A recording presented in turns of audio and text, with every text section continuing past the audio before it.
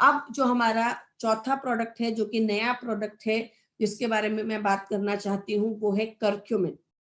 Curcumin हल्दी के अंदर एक केमिकल कंपाउंड। क्या करक्यूमिन, क्या हल्दी हम आज से यूज कर रहे हैं? नहीं। क्या हमारे घरों में हल्दी के बेनिफिट्स हम लोगों को पता है? बहुत सारे पता है, राइट। हल्दी जो है एंटीसेप्टिक होती है। बहुत बार पुराने जमाने में जब चोट लग जाती थी तो जख्म पे हल्दी का लेप लगा देते थे।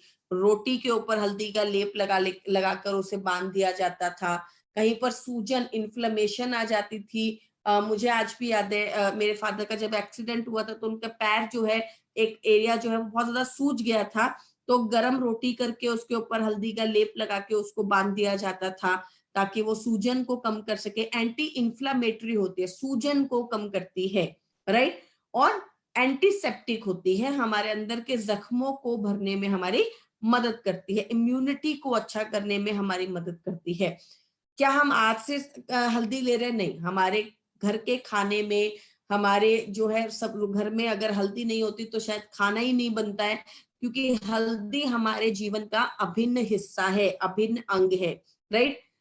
करक्यूमिन इतना बेनिफिशियल क्यों है, इतना पावरफुल क्यों है? सबसे पहले करक्यूमिन प्लस, हमारा जो प्रोडक्ट है उसे करक्यूमिन प्लस क्यों बोला गया है? क्योंकि हल्दी के साथ साथ दो इंग्रेडिएंट और इसके अंदर डाले गए हैं।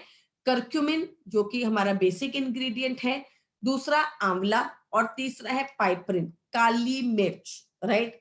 काली मिर्च क्या करता है? करक्यूमिन को हमारी बॉडी में एब्जॉर्ब करने में मदद करता है। यस, देखिए, जब आप कोई भी पोषण किसी के साथ खाते हैं तो कई बार उसकी एब्जॉर्प्शन को बढ़ा देता है, अच्छे से एब्जॉर्ब होता है, और कभी कभी उसके एब्जॉर्प्शन को क्या कर देता है? रेस्ट्रिक्ट कर देता है, एब्जॉर्ब नहीं हो पाता।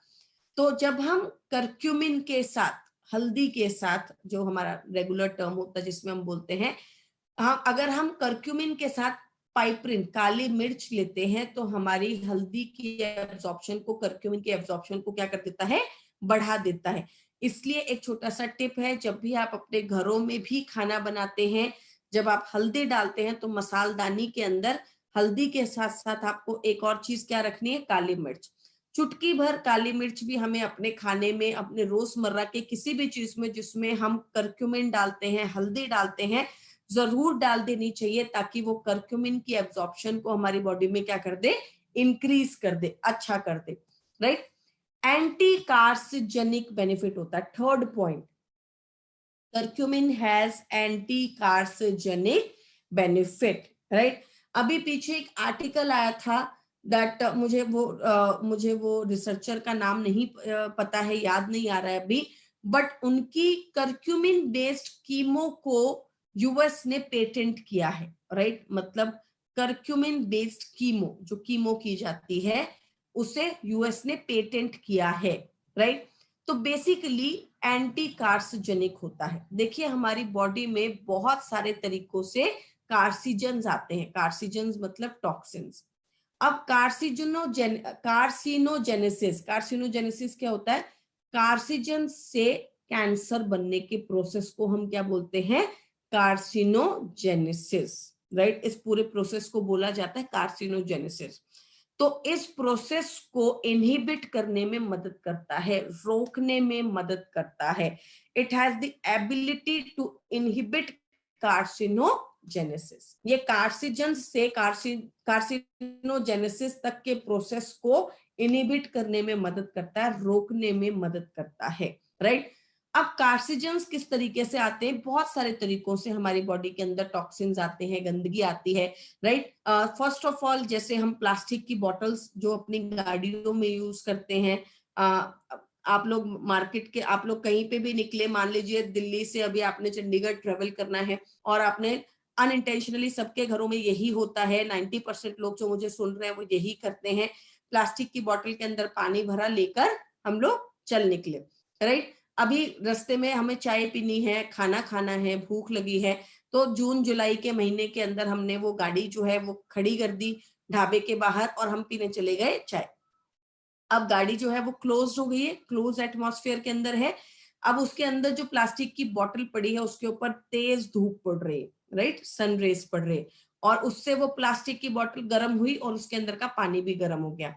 तो जब आपने वापस आकर वो पानी की बोतल खोली और उसमें से पानी पिया, तो एक्चुअली में आपने बहुत सारे हार्मफुल टॉक्सिन्स अपनी बॉडी में लिए, राइट, जो कि आपकी बॉडी के लिए बहुत ज्यादा नुकसानदायक हो सकते हैं, right, it may cause cancer, right. तो बहुत सारी ऐसी चीजें होती हैं which leads to bigger problems in our body.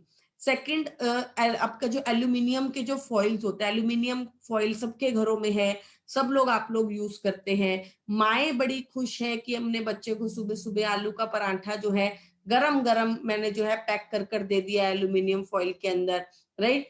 तो ये एल्यूमिनियम फॉइल में जब हम गरम गरम खाना ट्रांसफर करते हैं सुबह सुबह, आप लोग अपने घरों में ध्यान से ऑब्जर्व कीजिए, आप एल्यूमिनियम फॉइल को बच्चे के टिफिन के अंदर लगा देते हैं और फिर गरम गरम रोटियां फटाफट से पैक करते कर कर उसको दे देते हैं, राइट। ज्यादा टाइम तक गरम रहेगी, गरम गरम अगर पैक कर देंगे तो बेसिकली वो बहुत ही ज्यादा टॉक्सिक होता है, राइट। तो आप खाने के अंदर जैसे ही वो उसके ऊपर गया, गरम गरम खाने के ऊपर गया, और वो क्या करता है, उसके अंदर से जो टॉक्सिन्स निकलते हैं वो सारा आपका खाना एब्जॉर्ब कर लेता है, जिसकी वजह से वो आपको बाद में जाकर बहुत सारी हार्मफुल प्रॉब्लम्स कर सकता है।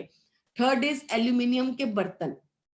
एल्यूमिनियम जो है वो इंट्रोड्यूस किया गया था भारत के अंदर, और आज हमारे घरों में एल्यूमिनियम के कुकर्स हैं, एल्यूमिनियम की कढ़ाइयां हैं, एल्यूमिनियम का चाय बनाने वाला बर्तन है, एल्यूमिनियम का दूध गर्म करने वाला बर्तन है। अनइंटेंशनली हम उससे अपने घर में ले आते हैं। क्यों लेके आते हैं? क्योंकि आप जब मार्केट में खरीदने के लिए गए तो स्टेनलेस स्टील की कढ़ाई 2,500 रुपए की थी, एल्यूमिनियम की कढ़ाई 800 रुपए की थी। तो आपको लगा कि अरे ये तो 2,000 रुपए का डिफरेंस आ गया है, तो चलो एल्यूमिनियम की कढ़ाई खरीद लो, क्या फर्क पड़ता है, खाना ही तो बनाना है, राइट। लेकिन वो एक्चुअली आपके शरीर में टॉक्सिन्स दे रहा है, स्लो पॉइजन है, राइट। तो आपकी बॉडी को बहुत नुकसान पहुंचाता है। एंड इज योर नॉनस्टिक, जो हमारे जो बर्तन होते हैं, नॉनस्टिक जो हमारे बर्तन होते हैं, उनके ऊपर एक कवरिंग होती है, राइट। तो वो भी हमारे खाने को बहुत ज्यादा नुकसान पहुंचाती है। तो ये तो 4-5 चीजें मैंने आपको बताई हैं, ऐसे करोड़ों अरबों चीजें हैं जिससे हमारी बॉडी में टॉक्सिन्स जाते हैं, कार्सिजेंस जाते हैं, खाने में बहुत सारे हैं, एयर के अंदर, एटमॉस्फेयर में बहुत सारे हैं।